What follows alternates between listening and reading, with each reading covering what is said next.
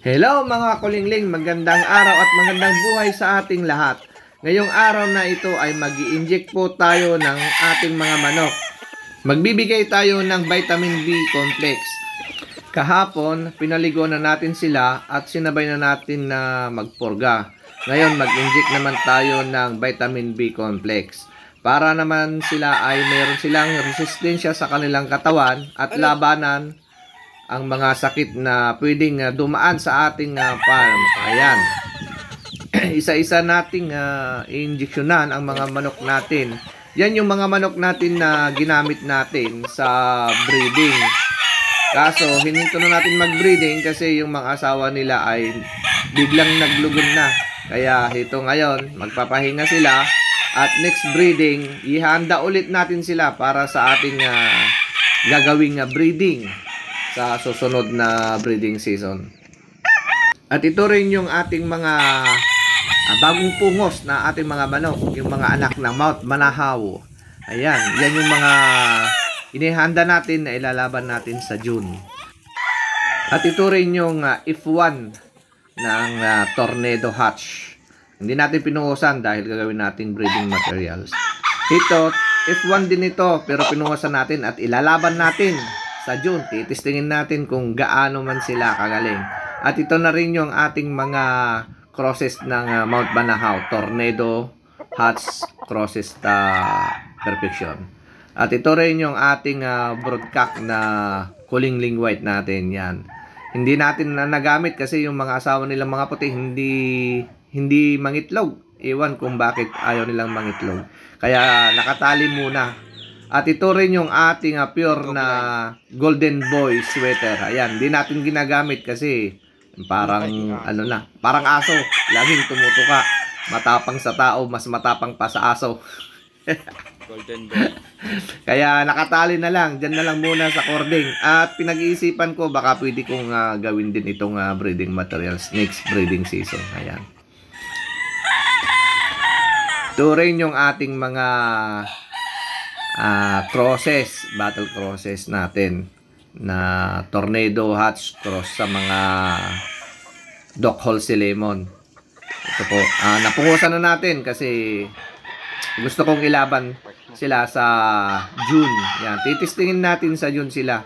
Yan yung mga unang batch ng ating mga Mount Banahaw line na napapisa noon. Ayan, nagbibigay tayo ng mga vitamin B complex para naman mayroon silang lakas at resistensya sa kanilang katawan. Ayan, yung mga inihanda namin.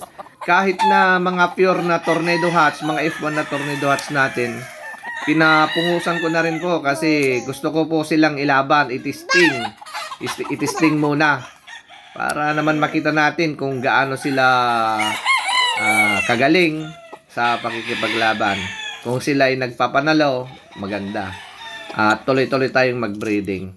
Kahit na pure ang yung mga ilalaban natin, walang problema. Mas maganda yung matisting muna bago tayo mag-breed ng marami. Ayan. O ayan yung ating mga inihandang mga manok na ilalaban natin sa June. Halos magkakamukha. Halos iisang itsura. Yan yung mga Mount Banahaw lines natin na unang papisan natin.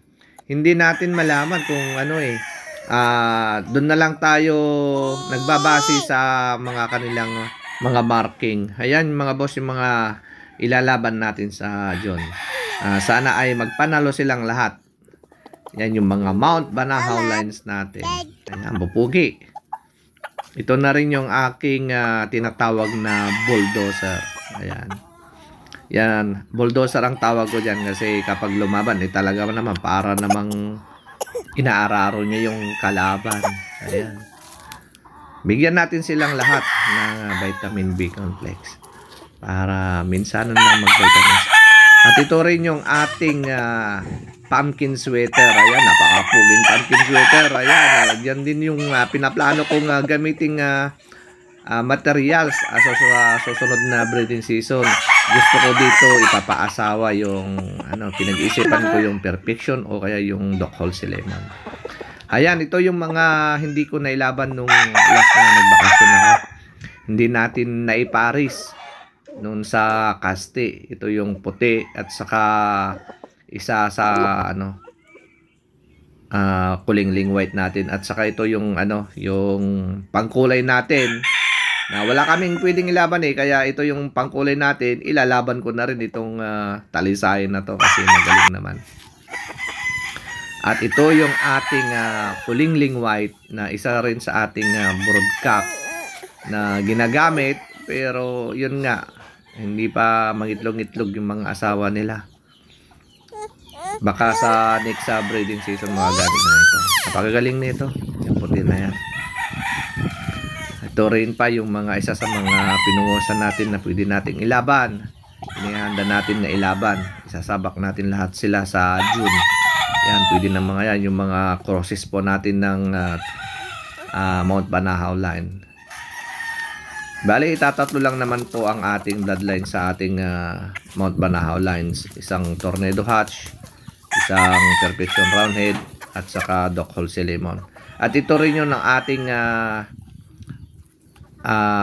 pure na Tornado Hatch. Ito yung ating producer.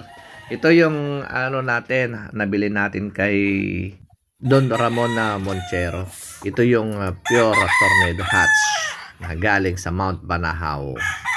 Isa sa mga ama ng lahat ng Tornado Hatch natin. Ayan, ang ating producer. Ito rin yung anak niya. Isa rin ito na napakatapang din. Perfection Roundhead cross Tornado Hatch. Ayan.